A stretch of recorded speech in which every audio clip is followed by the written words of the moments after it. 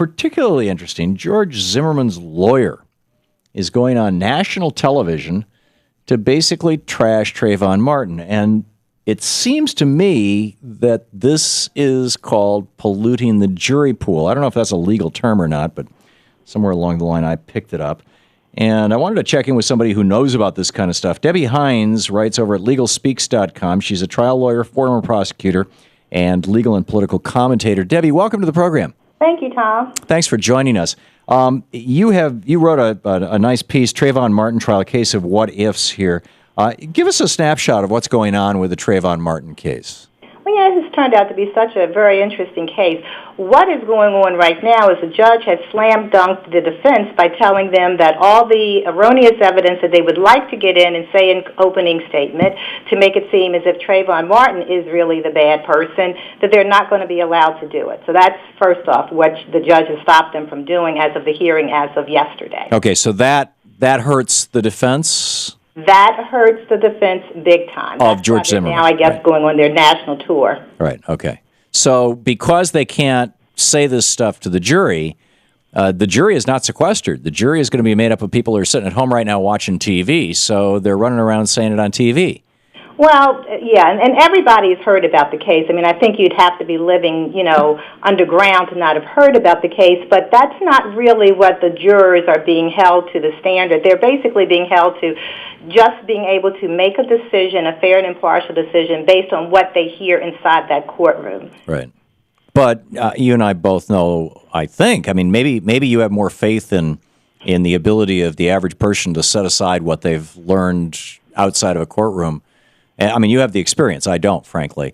Is it possible? Let me phrase this as a question. Is it possible for somebody who has seen Zimmerman's lawyer on TV or who has seen prejudicial evidence paraded on TV as if it was news, perhaps uncritically, to walk into a courtroom and say, okay, I'm going to pretend that I don't know all that. I'm going to have amnesia about that? Well, the jurors did it in the Casey Anthony trial, and they did it in the O.J. Simpson trial. So, and even in any high-profile case, yes, it can be done. Okay, so you have confidence and faith in the system that this can be, so, which is encouraging. Thank you for that. What do you think, why then, if that's the case, why then is George Zimmerman's legal team running around pouring this stuff out? Are they trying to win in the court of public opinion in order to maybe raise more money for? They really need to win. There is no DNA of Trayvon Martin on the gun. The evidence really is not as I see it, and I've been on both sides. I've been a prosecutor for 5 years, a former prosecutor, and then I've also done criminal defense. I just think that the evidence is more slanted towards the prosecution at this point. Right. We haven't seen what will actually be the evidence. So what they're doing is what they've been doing all along since he was arrested a year ago, is they're just going on a national platform. They've got the website. They've got 2 websites going. That's what they're basically trying to do. They're basically trying to muddy the waters. Now, I remember some time back there were news reports about George Zimmerman's wife getting over $100,000, as I recall, via their website. In fact, she got kind of busted for that. She and George, I guess. And is that what they're trying to do? Are they trying to crank up sympathy so that more people will go to their website and give them money? That too. I mean, this is one of the most polarized cases that there's been. I mean, you've got the Trayvon Martin family on one side, you've got the Zimmerman family, and I coincidentally was even contacted online by Robert Zimmerman, who wanted me to make a nice statement about his brother George from an article that he sent me. So, yeah, they're just trying all different routes. And really, if I'm on their side, I wouldn't see anything wrong with it. I see. And so this is just, kind of the way that we do this kind of thing in America with these high-profile cases. Unfortunately. I mean, it's come to that with the social media and online. I mean, there's no way people would not have heard about this any more than no one would have never heard of Casey Anthony. Right. That's just where we're at. Is it right? I don't think so, and I really think the judge should have granted a gag order against the attorneys at least. Well, now, which raises an interesting question. A few years back, I was talking with a Canadian reporter who told me that in Canada, and I don't know if this is law or if it's simply the policy of the press, but basically they don't name a defendant until after a conviction in the media, generally in Canada. And I mean, that's a big step from a gag order. But why not at least I mean, obviously, we're not going to change American jurisprudence and law and the free press here. But why not a gag order? Why not say, let's button this thing down until a jury's had an opportunity to look at it?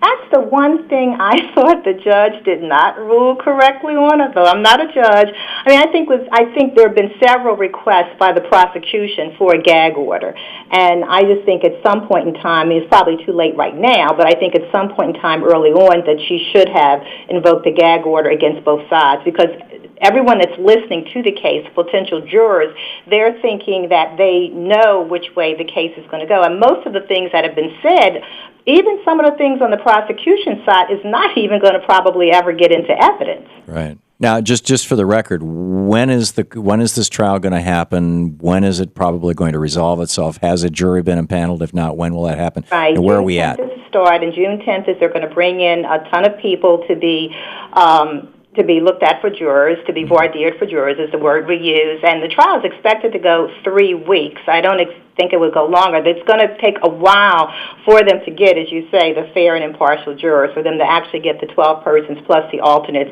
That could definitely take days, to really be quite honest. Now, if just an opinion kind of question. Okay. We're looking for fair and impartial jurors, and I remember in some of these other high-profile cases, all the conversation about that, and people being asked, have you been watching the media, and people actually saying, no, I haven't, and I just wonder, is it possible to get a fair and impartial jury, that is a jury that hasn't been paying attention to the media, that has an IQ above room temperature? I mean, it seems like anybody who would have any interest in current events would, be the kind of person that you actually would want on your jury, and yet would be exposed to those polluting influences. But that's not what fair and impartial means. I mean, fair and impartial does not mean that they haven't heard anything about the case. I see.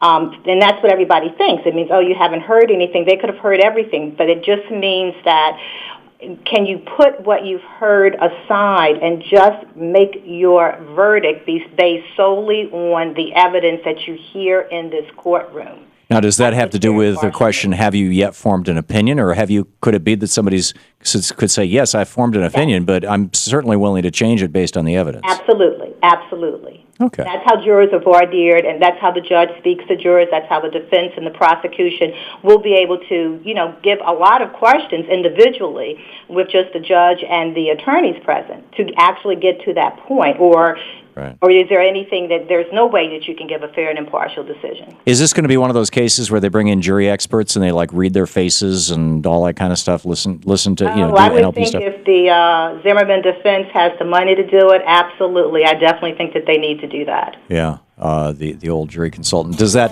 help? I think it helps. I mean, the more you know about a juror, because you aren't given that much on the juror questionnaire. I mean, you basically have their name, their address, their occupation, their age. You're going to be able to ask them questions based on the voir dire process. But the more information you can get about anyone, the more you can make an informed decision. Probably on both sides. That you want sitting and judging. Debbie Hines. You can read about it at legalspeaks.com. Hang on just a second, Debbie. This is the Thom Hartmann Program. Sorry, that guy always steps on me. Debbie Hines, trial lawyer and former prosecutor. Thank you for being with us today. Thank you, Tom. Great talking with you. We'll be back. It's 15 minutes past the hour.